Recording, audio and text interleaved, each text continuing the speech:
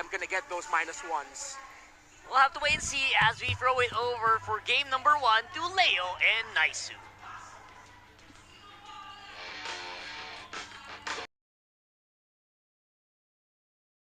Survive this encounter, starting Welcome with to game 1. Mobile Legends. Naisu and Leo at your service, bringing you the action. And I'm struggling to recall. Joseph, is this the first Barats of season 14? You know, that's a good question, man, because I was literally thinking the same thing. I don't maybe popped up once in the regular season, but nonetheless, you just don't see him that often. And it is going to be the XP lane, right? So looks like he's going with the tanky emblem set as well. Typical stuff here, but part of that really is just to go ahead and try to have some catch. You know, you're going to use that Daytona's Welcome with a flicker combination. And if you can catch one of the targets, especially to set things up in your favor, then that's great for Blacklist in the lineup that they have here. It's not. This is the second or third Barats of the season, and it was debuted in about the same time as we saw Joy pop right back up. Oh, okay. Well, this is the story of this Jushin pick, right? It's annoying, especially in the early portion of the game. You have to continuously worry about being dragged back with that Lantern Flare. So good poking and good kind of control going on with both the teams right now. What I like about the draft here in game 1 is it's clear that these two geniuses, Coach Bonchan, Coach Master the Basics, both leading Blacks International at some point in the past 3 years, they both know each other so well. They do. They understand that, all right, you want to fight? Okay, I want to fight too. I know the exact antidote to the poison you're bringing. And so do the communities. It seems like a lot of the fans don't understand what Blacklist has done in the past 3 days. Yeah. Still, of course, this could just come down to raw numbers of the Auroras all around the world. But you know what? Renmar said something right. His heart is in the right place, I think, because Blacklist are playing out of their minds right now. Yeah, they have, I don't know what happened, and I remember saying this back ago. Hold on, Turtle, gonna be secured by MP the King. Initiation, Whoa! That's the Daytona's Welcome we were talking about, into the RWM as well. Still looking for the kill on Renegade, and in the backside, they're gonna break it on out. MP, Infernal Pursuit right on top, a triple Lantern drag from UA. Goes in for Mora now. Perks and Lord. Infernal Pursuit again with wave 2. Look at Edward go. Abun Jingjing is an angry man. Legend Zero taking it to Blacklist International. And I could have sworn Black was happy with the turtle. And it's not like they had a choice, right? It's not like they could have just ran away and gotten happy with their future objective. No. Again, these two teams, their lineup, their drafts, they were made to fight. It's funny how that went, because before all that, it was calm and collected, you know, some poking here and there, but Lord JM's the one that started up. He's like, nope, here I am. This is the Barretts. And he also just picked up the Thunderbelt. All right. I'm not so sure if by the time the Barretts in the league, it's when Thunderbelt was a thing, like the new Thunderbelt, right? Yeah. So now you have to consider, you're not just keeping up big guy stacks. You're also keeping up Thunderbelt stacks. Yep. So all the more, it's telegraphed. They want to keep fighting. That's where they're going to shine. And part of that, too, is just allowing, once again, Oheb to get where he needs to be on this Harith pick. We already saw a preview of that. Here's the hard guard. Initiation coming through. Oh, no. Once again, Thames Blades trying to get to them before they get to the turret. They're going to be dragged on forward. Couple hits for Haji. And Haji actually survives that. With just but a sliver of health. He saw his career flash before his eyes as he just gets away with it. Edward going 2v1. Lord JM and MP the King. Never seen one. And this is the interesting usage of it that you can get. I mean, Eve's popped up now quite a few times just in the playoffs. So that is a valuable ultimate down also here on the top side. Meanwhile, the Turtle's still going. Domeng and Oheb in that 1v1. Both teams still trying to feel the situation out. Renegade doesn't have the hard guard yet, so they're going to buy some time here. I think it's a matter of either waiting for Renegade and Blacklist saying, MP the King says go, MP the King says go.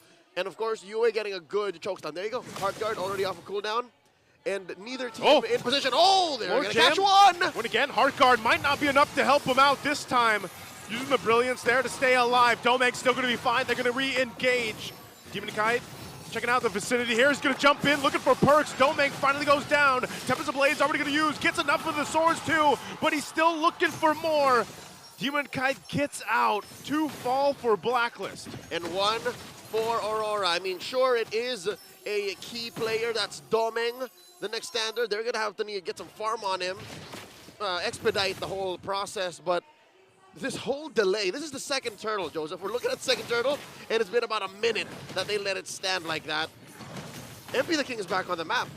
So I'm not so sure if this is something Aurora wants to consider even contesting. I think they're letting it go. Yeah, they have to. Just let this one go. MP grabs that second turtle now. But you can still see Aurora, they're going to trade. Like, if they're going to give up that turtle, they can't contest it. They might as well get a turret. And that's how they repair the early death on to Domeng. And ooh. Look at this. Edward starting up the fight again. Lord JM caught in a bad place. Won't be able to escape a Demon Kite.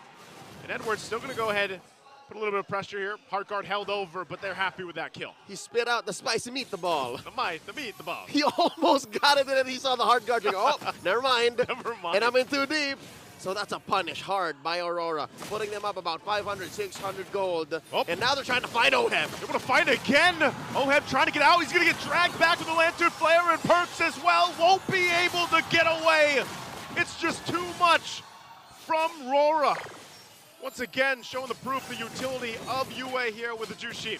And with the absence of MP the King, DK is going to commit Grand Theft Orange.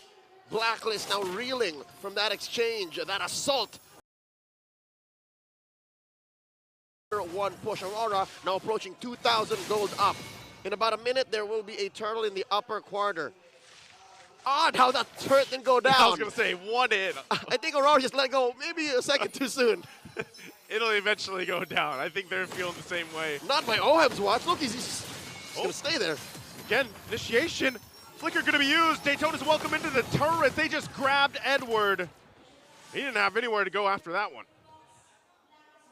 Very good use of Perks' Glorious Pathway. I think that was enough to slow down Edward without proccing any Infernal Pursuits. I mean, he was going to die anyways. Yeah, he's thrown in the turret at that point. Again, Lord JM's been very proactive on utilizing the Flicker with that Daytona's Welcome, and if that's into the Glorious Pathway too, it helps. He has a Thunderbelt. Again, it's a matter of 1, 2, 3, 4, 1, 2, 3, 4, and if the Flicker will lead to a -1, as mentioned by our analyst in the Infinite Game Tambayan, that's got to be key. You have to stifle Aurora from snowballing out of control. Again, reminder, this is an Angeling lineup. If it goes ham, and if Demon Kite don't get shut down, then you're in room for a very bad late game. Look at this, 5 members of Black. This is the trademark. Ube coming in. They're going to go for it. MP will get the third one. Heart Guard already used. Disengage right now from Blacklist. Looks like Aurora going to disengage himself. So that's 3 for 3.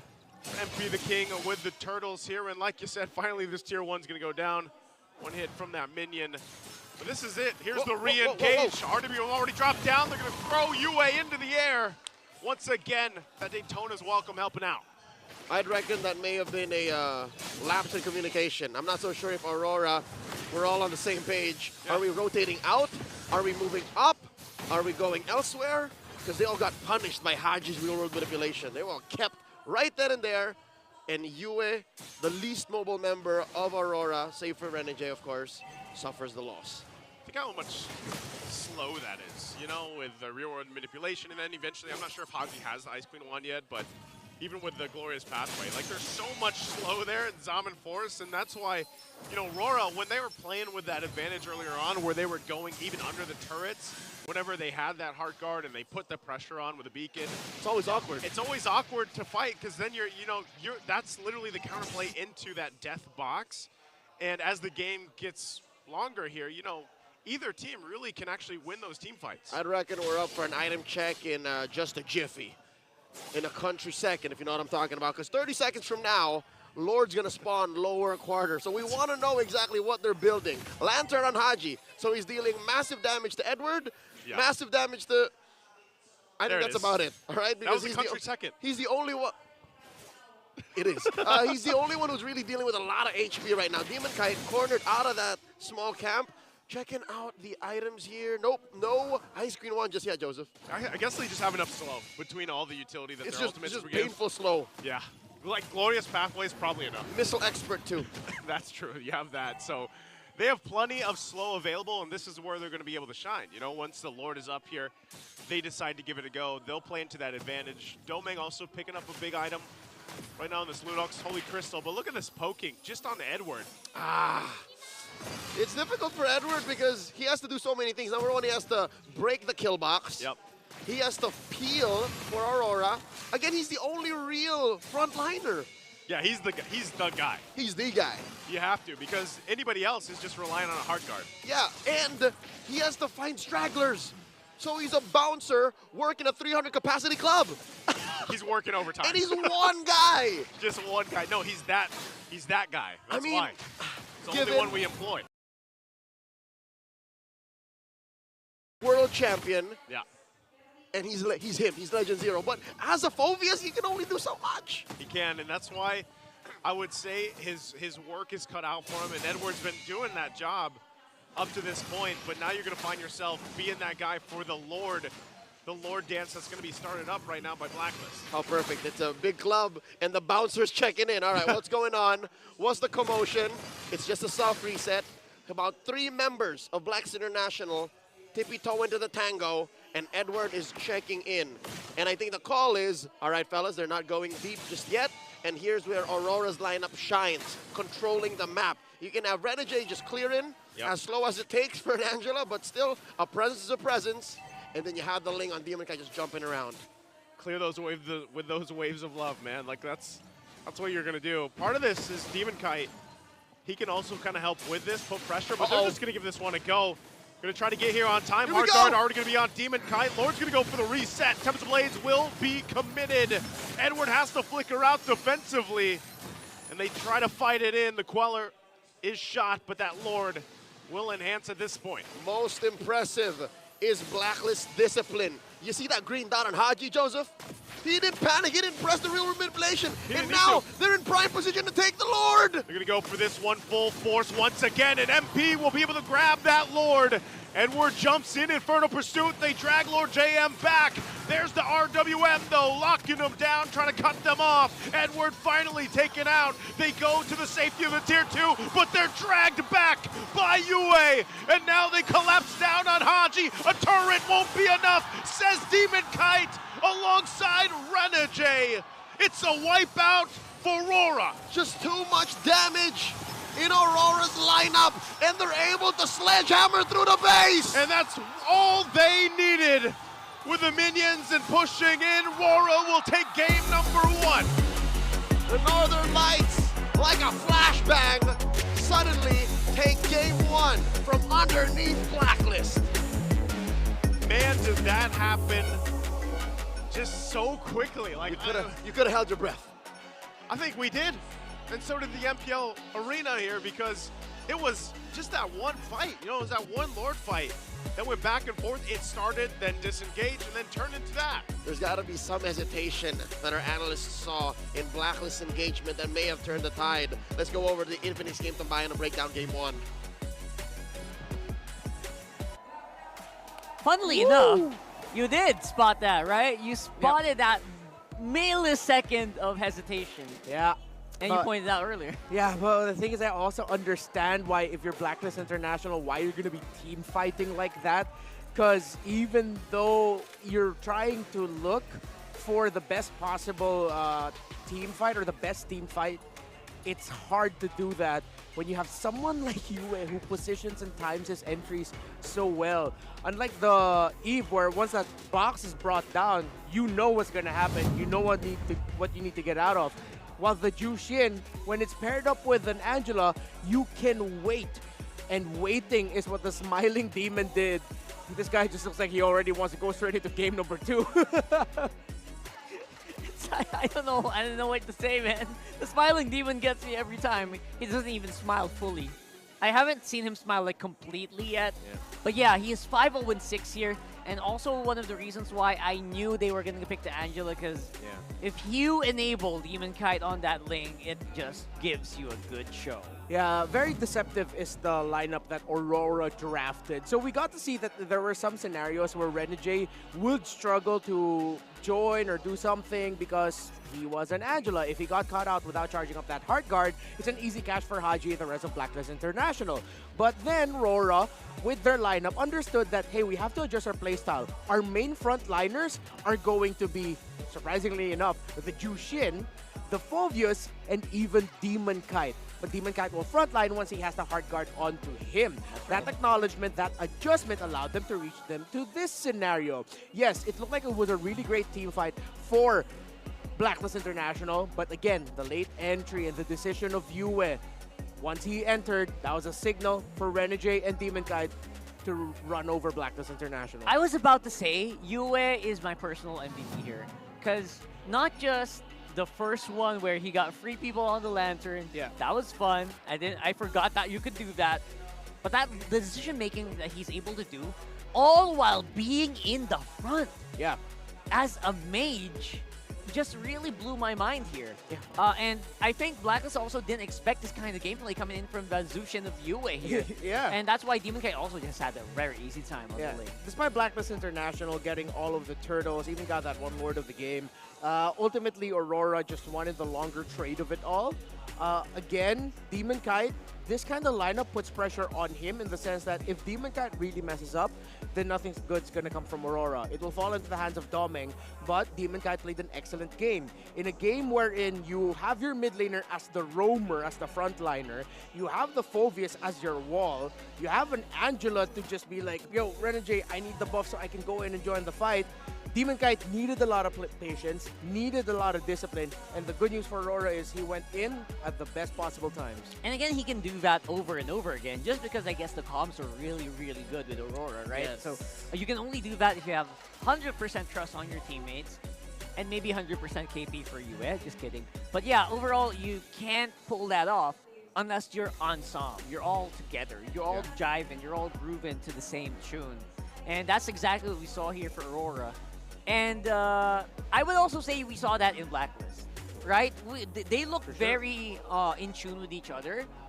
The decision-making, I guess the hesitation that Leo and Nice were talking about was probably just the only thing that kind of just tore this whole thing apart. It's like Jenga pieces falling. Yeah. I understand the hesitation the Blacklist International showed. Come the team fights, come from any scenario wherein they don't initially see the link, they'll always have to watch out for two swooping in and turning the tides around. Again, the Angeling combo, that's what you're looking out for. And then if it's not going to be the hard guard, you're also looking out for the brilliance. Are you going to get Doming fast enough so that he wouldn't be able to brilliance out? Because if you don't get the Lunox down fast enough, then you pretty much get rid or use so many of your abilities for nothing. Everything goes to waste. So the hesitation, I feel like, that we saw from Blacklist International, pointed out by Leo and Naisu, was more of just warranted cautiousness at the same time. But that's my take. I understand why, like, if you're looking at it from a bird's eye view perspective, that you're gonna think, oh, they're hesitating a little bit. Yeah, I mean, you're gonna ask, you're gonna ask people, why are these guys hesitating? Guys, it's easy to ask that if you see the whole map. Don't forget, these guys don't see the whole map, all right? just a refresher for everyone. Like, why did Blacklist do this? Why did Blacklist do that? You can kind of go for the trap, because if you're on that POV, your information is usually very limited. That's also one of the challenges of this game. The MLBB, the game. The challenges of this game is working with that limited information that you have and trying to extend that, trying to go over the whole map and processing all that through 5 people, which is the biggest challenge, and I guess something that FNOP has mastered, and the rest of the teams are just starting to catch up on, I guess.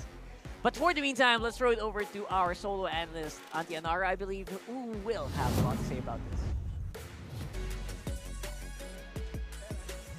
The classic Angeling tandem allowed the Smiling Demon to strike their opponents with his Ling as Aurora MLBB takes game number 1 against Blacklist International. At isang magandang buhay, my name is Auntie Nara, and I am here to break down what happened in that game number 1 between these two teams. And what a wonderful matchup for the both of them, as we have seen how they were able to execute their entire lineup.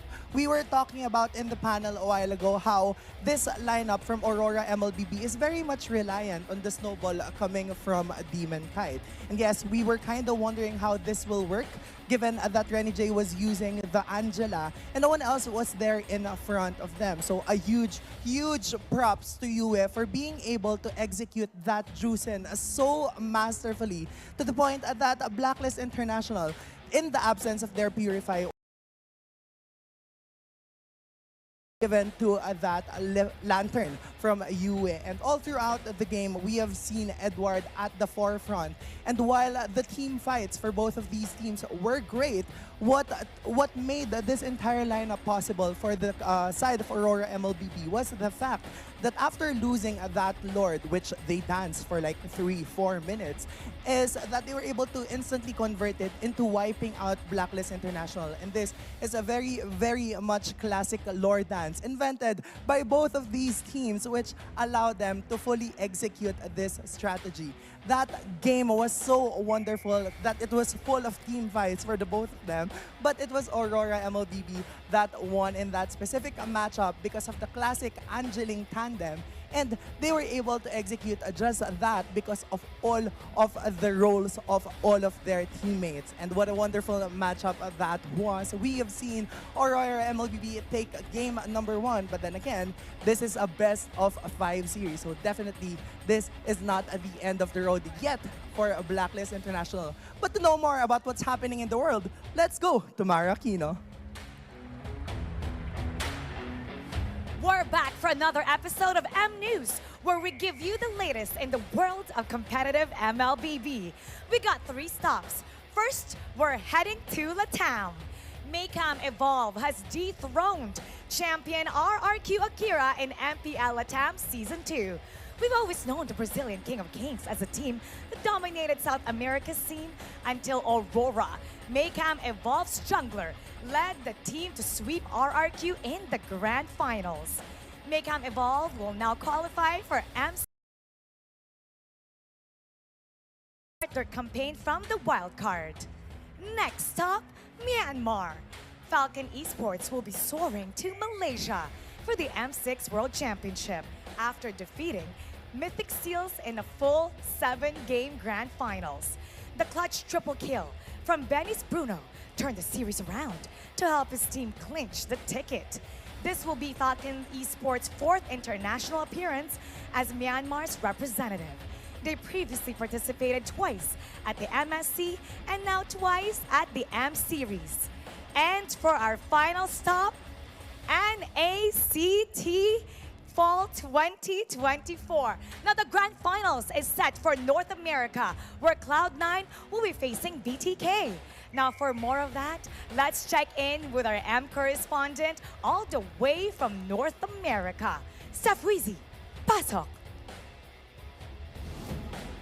From the Philippines, my name is Steph Weezy, a NACT caster all the way out in North America. We have a tournament of our own. I know you guys just stepped into the playoffs, but guess what? We're right there with you. For the NACT, we've seen over 100 teams sign up. We had amazing qualifiers, lasted for a few days, but only 8 teams were able to surpass the rest and move on to the regular season. Our regular season spanned over the course of 3 weeks in a new format, a Swiss format, kind of similar to what we'll be seeing in M6, where the top 4 teams with the most points move forward to the playoffs. And here we are inside of the playoffs right now and getting ready for our grand finals with 2 teams soaring above the rest. Can you guess who it is? I bet you can. Cloud9 and the Bloodthirsty Kings are going to be fighting out again for a chance to hold that banner for North America and a chance for a ticket to M6 in Malaysia to be the best in the world. It's no secret, North America had a little bit of a struggle inside of MSC, but through NACT, a lot of the kinks have been ironed out and these teams are getting ready. They have one mission and one mission only: make North America great again. Be looking out for North America as we close our doors for the NACT October 20th. Definitely grab some popcorn and get some drinks, and we'd love to see you there. But all you regions, better watch out. North America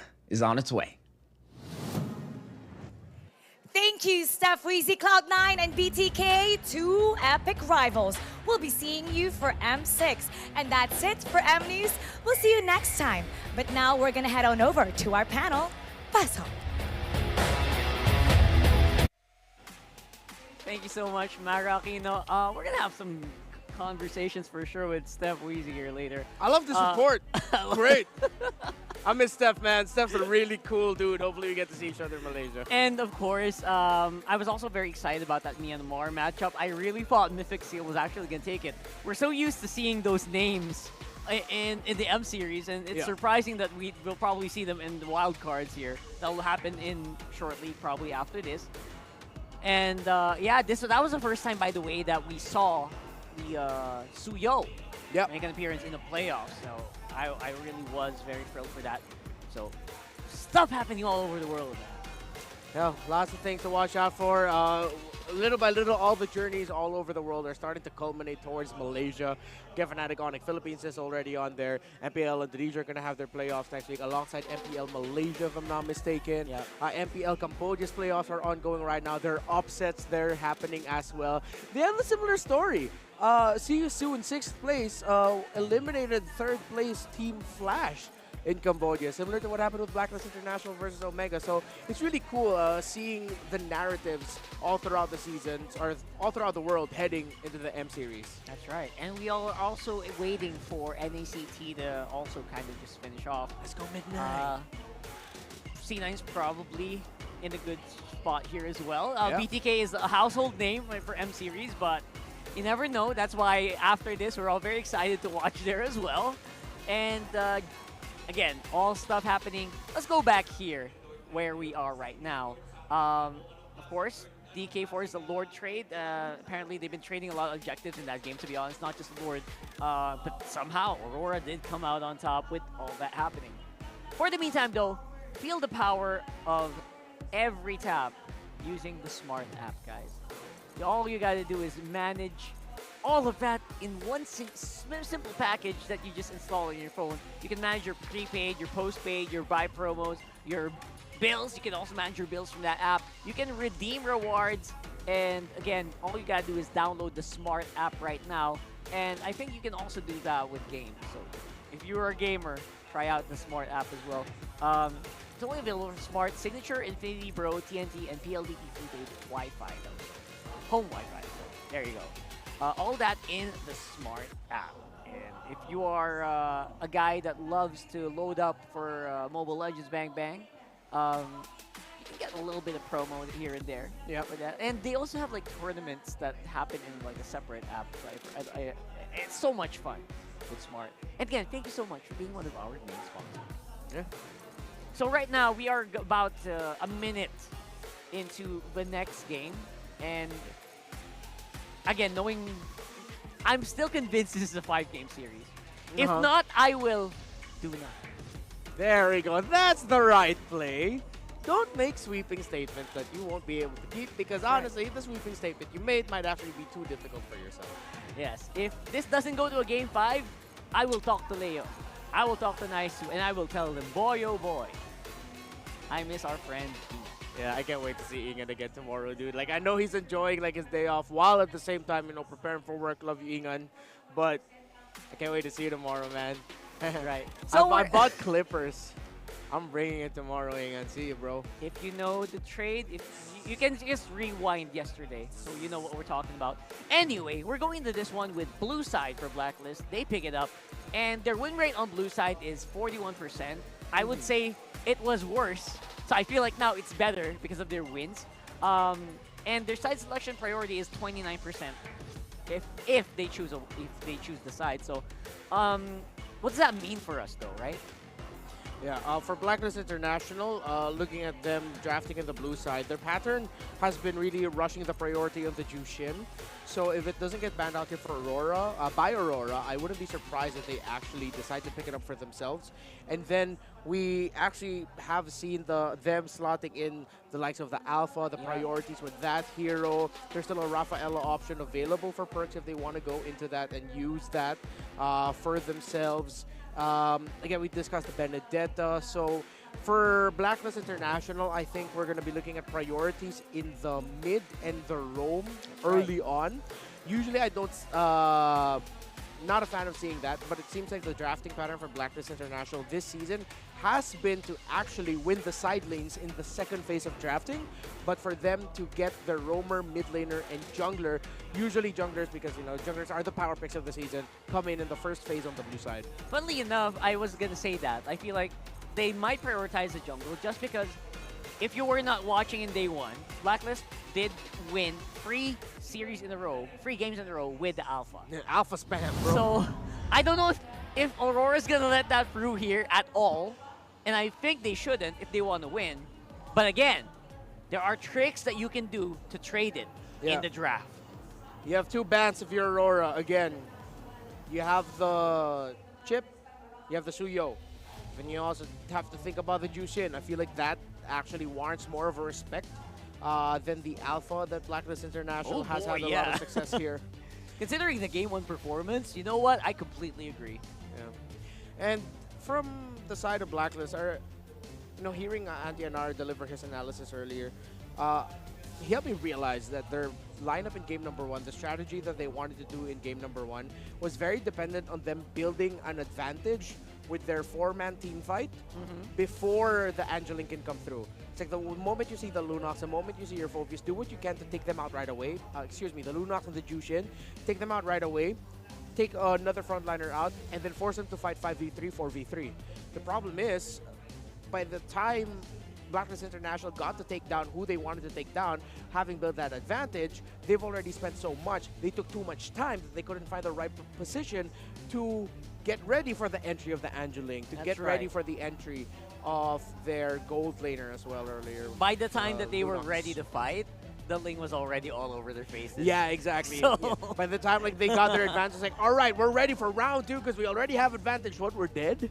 Well, we're we forced got back. wiped out by a 4-blades. Yeah, the Ling is here. Renegade and Demon Cat has ran all over us. So, well, let's see if we'll see a similar style of strategy for Blacklist International. But they decide to still give the Assassins. But you know what? With all that we talked about, it felt like it wasn't a comp issue, more of a timing issue here, right?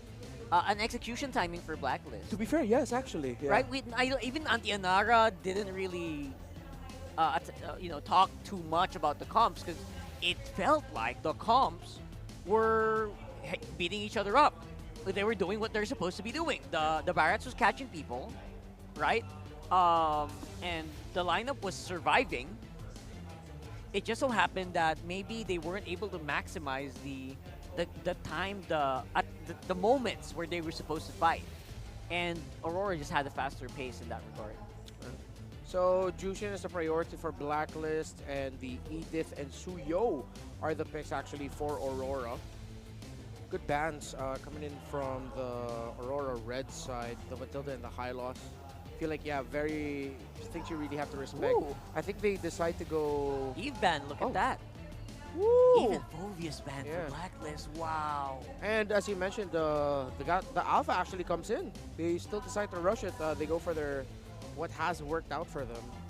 And I don't blame him. Honestly, Gatotkash is also really good on first rotation. Every single team will not fault you for picking it up very early on. Doesn't even need to go roam.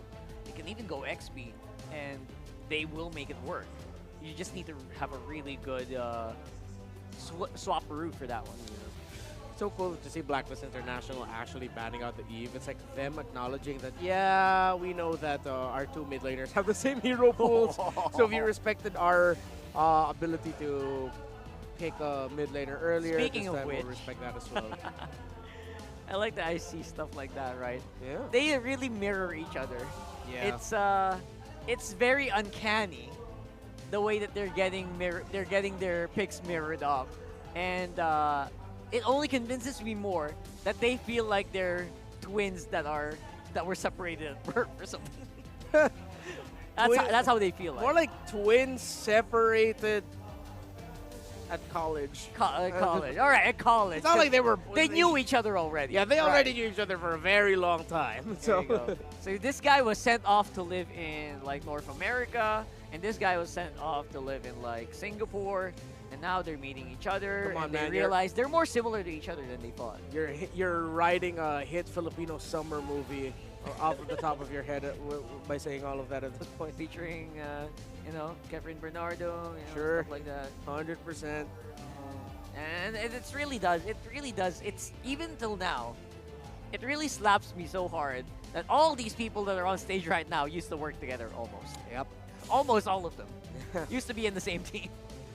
Okay, so With Aurora getting the 4th pick later, let's see if they're going to lock in their gold laner then. Yeah. So, They ban out the Natan, by the way. yeah. Both lineups are going to the second phase without a gold laner and both with flexible roamers.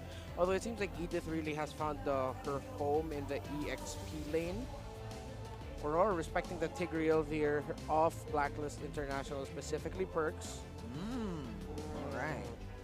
With a Harith. I'm surprised that the Hylos, I'm not surprised the Hylos and Tigreal got banned out, but now that kind of puts a lot of pressure on Rogue here. Yeah. I think Aurora might actually be forced to picking into the carry or the Beatrix. They're gonna need some really chunky damage. The problem is if the Gacha has like a Vengeance, instead of packing Flicker, when the Gacha dives into the backline, the Beatrix is not gonna have a good time. Yeah, we're gonna see what that actually happened in day 1, right? Where Hylos Doming Beatrix. played the Beatrix, and he actually killed himself with a Vengeance from The Hylos. the Hylos or Gato.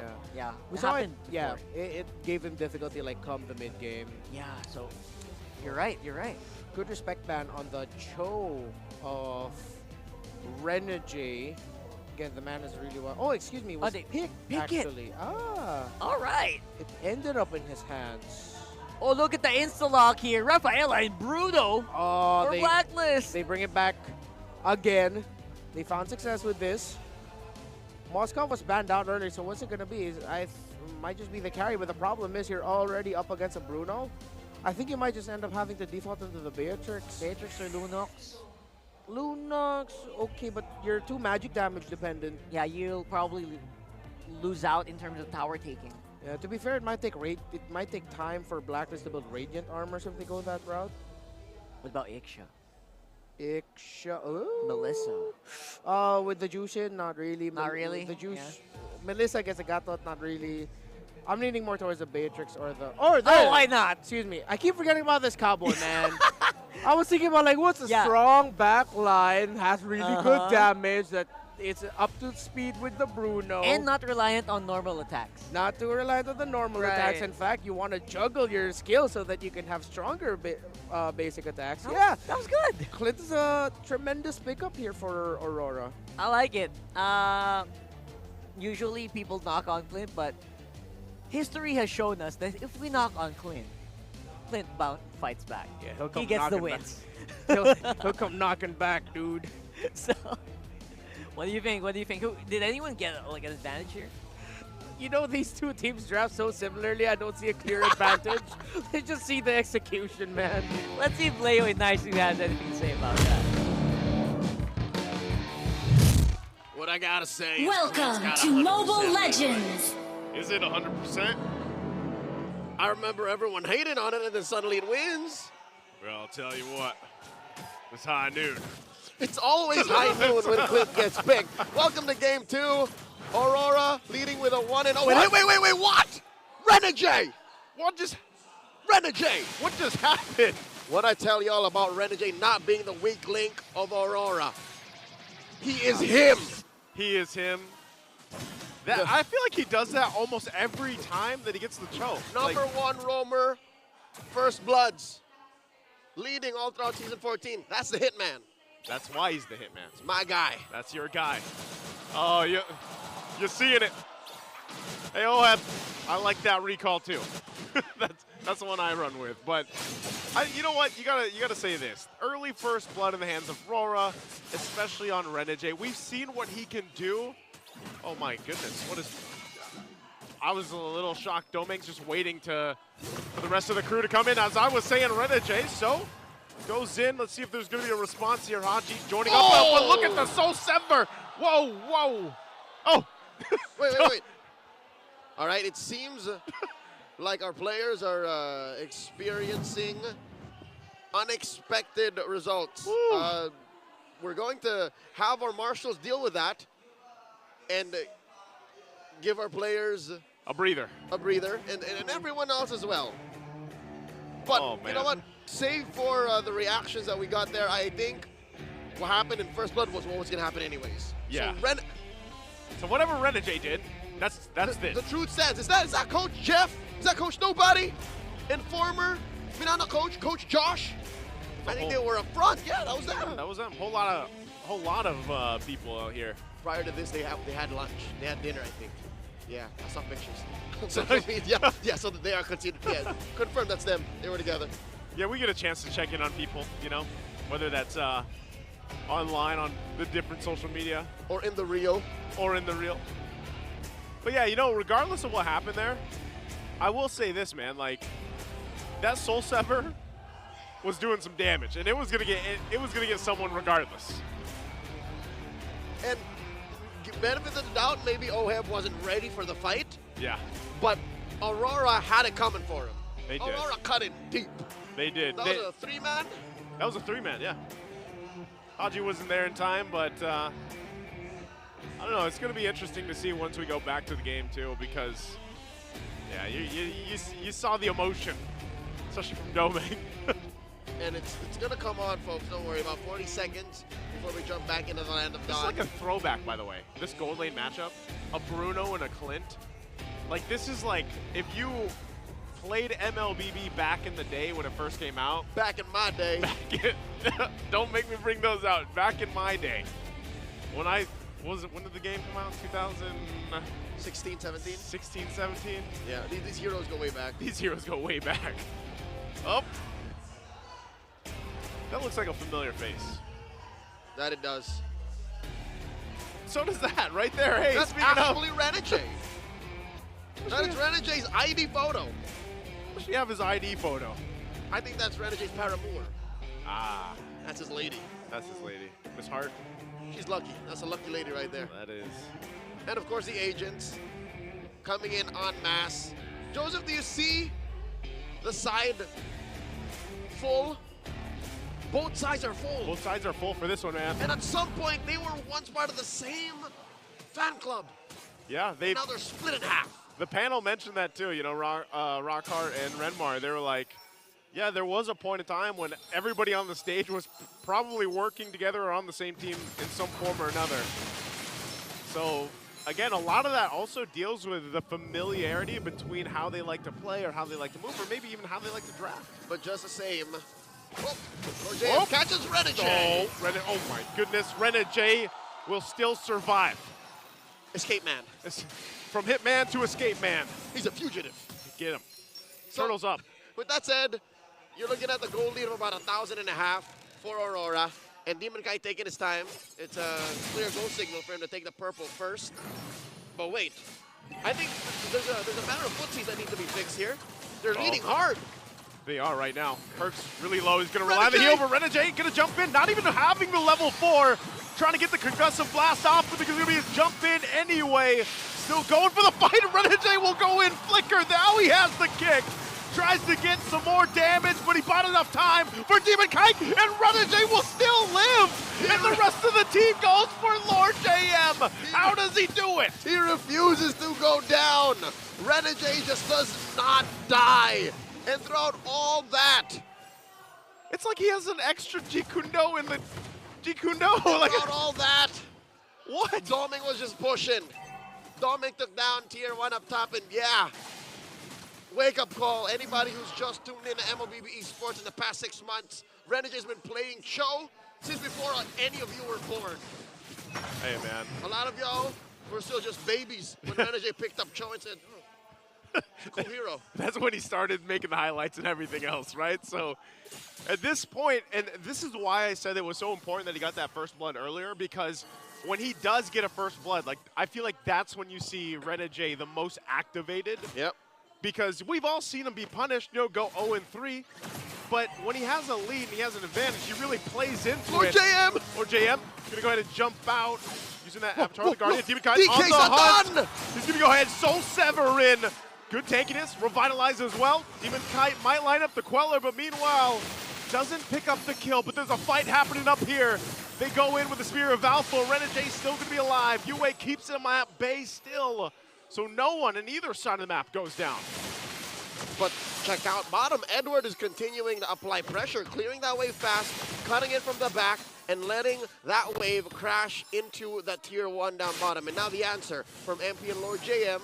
Are they going to want to fight? Nah, just to kick him out. Just get him out of there. Again, this is a lot of kind of back and forth. And, you know, I know we don't have the full number on there, but you can see the gold difference if you can do some quick maths in your head. I'd reckon it's about approaching 5,000, if not. Yeah. That's huge. That's huge. Under 5 minutes, Joseph. Under 5. That's what I'm saying. Under 5 minutes. Look at what Renegay's doing, too. Again, he's going to have to rely on the team to help him out, but this is now a turtle for the taking here, freely going to the hands of Aurora. 100% objective take rate for Aurora. And Renegade is continuing to be such a nuisance. Finds the backside on Perks. Give him a gut check. Are you going to purify? Are you going to purify? Just a little check, you know. Trying to keep them on their toes, basically, at this point. He's still going to go do it. Oh, now he knows that Oeb's in the bush. Yeah, he knows there. They want to get that turret. That's all they want from this. I don't think there's going to be a further engage. Avatar of the Guardian won't land for Lord JM. So Aurora happy with the objective. That tier 1 goes down. It seems like Aurora watched a lot of Blacklist VODs throughout the playoffs. They understand that if you deny Blacklist the engagement, they just get gassed. Yeah. They're left running through mid-range, and then like, what are we even doing, man? Stop in mid-stop and just be like, what's going on? All right, just back up, and then Aurora goes in again. And that's what leads to, correct me, tell me that's not 7,000. Tell me that's not 6.5. That's what I'm saying. Like, you know, normally I rely on the number to show under the team name there, but it's not there, so I'm doing quick math. You I'm pretty don't need sure to. That's about 6,500, 7,000-ish. It's a light year away. That's a lot of gold. Dear Lord, they're not even on the same currency right now. Renegade catching 3. Still doing the same thing he's been doing all game. With a covering fire from Domeng on the backside, going to keep them at bay also. And this is what we were talking about with Blacklist, just trying to like play this dance to Aurora's Junior. And the front man right now of that is Renegade, and he's just kind of psyching them out. There's only really so many ways you can catch Renegade. Number 1, you punish via the Lantern Flare, right? But that's going to take a while. Renegade's not going to stand there for 3.5 seconds to allow for you to hit him with a choke slam. Yep. You hit him with a Holy Baptism. Also not as instantaneous as a quick Jeet Kundo back. Yeah. You can maybe catch him with a Spear of Alpha, but you're wasting a lot of possible frontline catch. Yeah, you are. I think for Blacklist, though, that's part of it. They got to be able to shut down Renegade from doing all this. The only problem is once they use everything, there's going to be an initiation follow-up from Aurora. But ain't that the trick? Ain't that just exactly what Aurora wants to do? For you to put so many resources to hold it. Haji using that beacon. He's going to be fine, though, with it, so that's an ultimate out. The turtle's up. It's for the taking here. And isn't that exactly what Aurora wanted to do? Yeah. To just, all right, look at Renegade. Give him everything, and then suddenly Demon Kai comes from the flank. Doming free hitting. You would drop in big ice bombs. Yeah, I think some of the international viewers wouldn't technically understand, like, why Renegade is so known for this show pick, too, because that whole Baka Renegade throw, like, this is literally the epitome of that. Like, this hero. It's with this hero he played in the XP. Yes. Even before XP and gold were a thing, he played it in gold. It's just his hero. It's like my Gord. In his streams, exactly. It's his your avatar. Bane. It's his avatar. It's my Bane. It's called DC's Lancelot. It's basically signature at this point, and it's such a big nuisance to deal with. There's the kick again, the way of the dragon. We'll be able to find the mark, but Avatar of the Guardian on the defensive, so Lord JM popping the Revitalize, the ultimate, gets out with his life. But this is now a Lord for the taking, it looks like, for Aurora. Count your blessings, Blacks International. You save Lord JM, you save your frontliner, and you don't suffer any losses. And Aurora puts you in a place where, all right, they make the decision for you. Don't force this Lord take. But that aside, they haven't solved the main puzzle. They haven't found a way to break through what Aurora is doing. And it's not like they have a solid front line. Again, Edward has to some way somehow turn into a damage dealer later. Yeah. It's really just Renegade. He's such a nuisance. And that's the thing. I know we're talking a lot about Renegade here, but he's been the guy from the first blood for this entirety of the game. And we're talking almost, what, 10,000 gold a difference here. More of the factor, more than.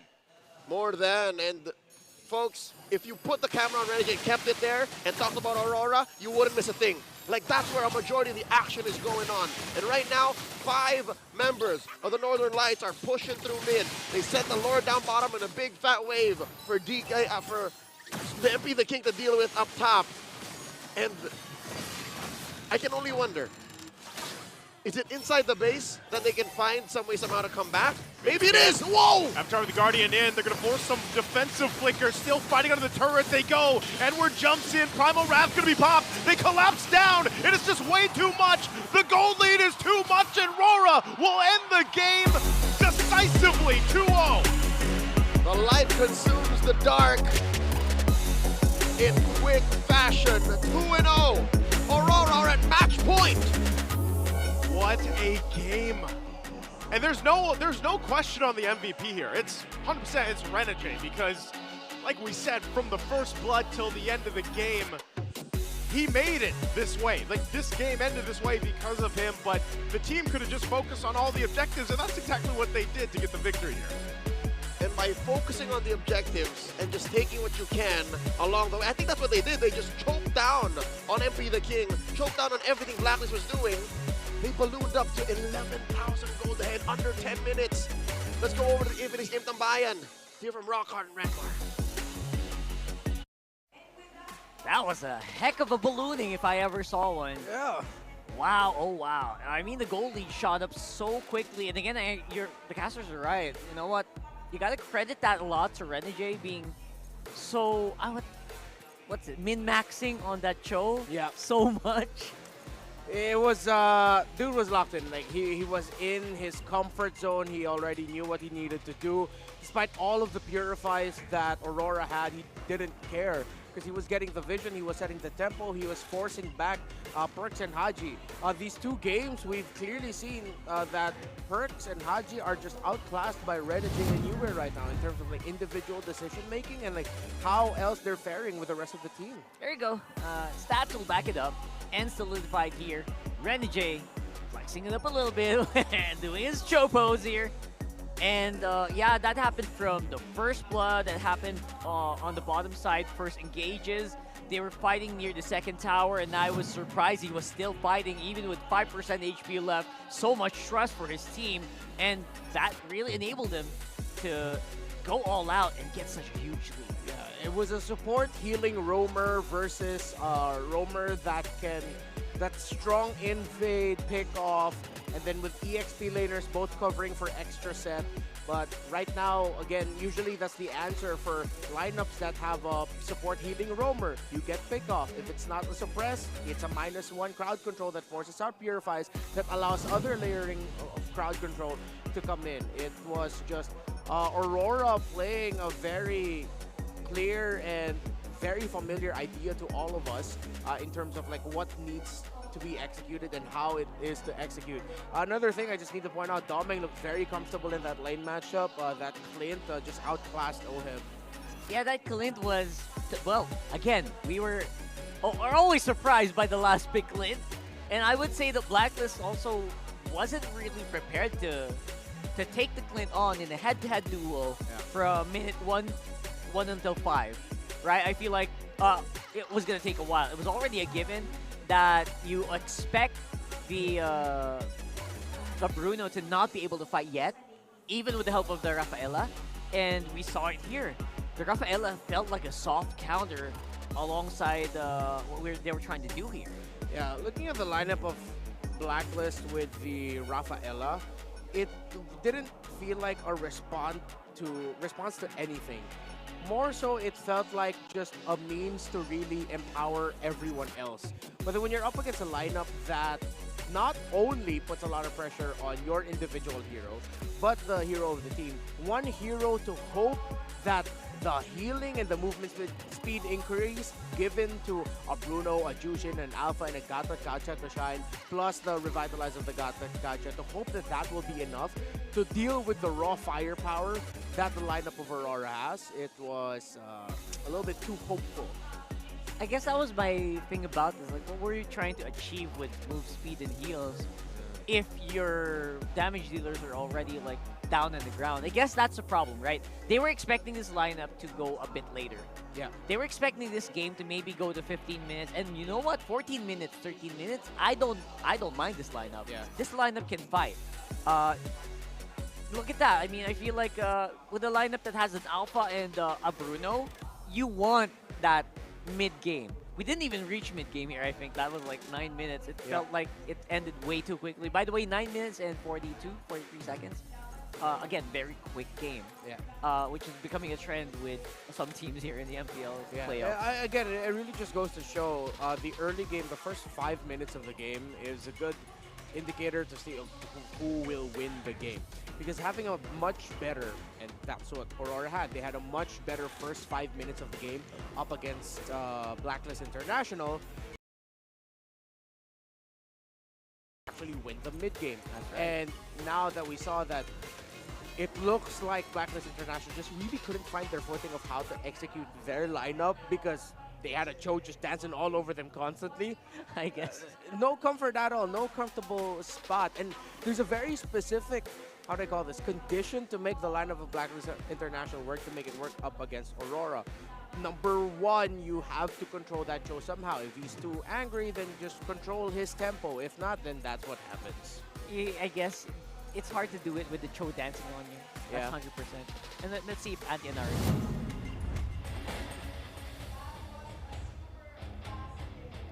From the side of Aurora, MLBB, and now they're at match point. Magandang buhay, my name is Antianara. Welcome to the analyst segment, and I'm here today to explain what happened in game number 2 between both of these teams. When we talk about Cho, there are 2 people that comes to mind, Brusco and Rene J. They play the same way. They take up so much space that their opponents find it difficult to respond to whatever game style they are choosing to go with. And this explains why Aurora MLBB was able to take majority of the goal lead. In fact, Blacklist the movements coming from the side of Aurora MLBB. At the Filipino panel, we were talking about how one of the goals of Blacklist International was to ensure that OHEB will be able to be funneled. But then, Aurora MLBB was able to stop that because of their movements. And again, this just goes to show how masterful he is, so good that he gives his space. He gives space to most of his teammates, and that all of his teammates are always there to back him up whenever he needs to. And that's game number 2, which is why in just a short while we will be seeing the MPL Playground. Very own Odin and live from the MPL Playground, at siguradong hindi kayo uuwi na hindi nag-enjoy, hindi nilalamig. At syempre, hindi kayo uuwing walang talang merch dahil lahat ng merch dito ay napakaganda at limited edition lang. We are here at Falcon's AP brand booth. Hi, Bestie! Hello mga ang dami nyo naman na customers today. Sila madam ng ating S14 jersey. This is limited lang po until supplies last. Yes. Kaya dito nyo lang siya makukuha. Tsaka syempre sa The Hive's Closet. Pero hanggang maubos lang yung stock. Yan, ako, bilisan nyo na. Dahil limited lang ang stock dito. Meron ba kasya sa akin dyan? Syempre meron tayong mga ano dyan. Henda, pwede itong varsity jacket. Ay, grabe. Grabe, ang ganda naman. 5 patch na siya. 5 patch na siya. At naka Chanel patch din siya. And cow leather. Pwede ko ba sukatin? Sukat lang, guys. Sukat? Thank you, Bestie. We are joined by Hybrid Philippines para magbenta ng mga merch para sa M6. So, dito lamang sa MPL Playground, mauuna na kayong makakuha ng ating M6 merch, which comes in different colors. Meron tayong white, black, and orange na suot nila ate. And they also have freebies na stickers dito sa Hybrid Philippines. So kung ako sa inyo, kumuha na kayo. Para naman sa mga napapadaan at nakapila sa labas habang naghihintay ng ating match, pwede nyo mapanood lahat ng nangyayari sa loob through GG Truck. Halina at makisilip sa Team Merch booth and GG Truck. These are the things that you can't miss only here at MPL Playground.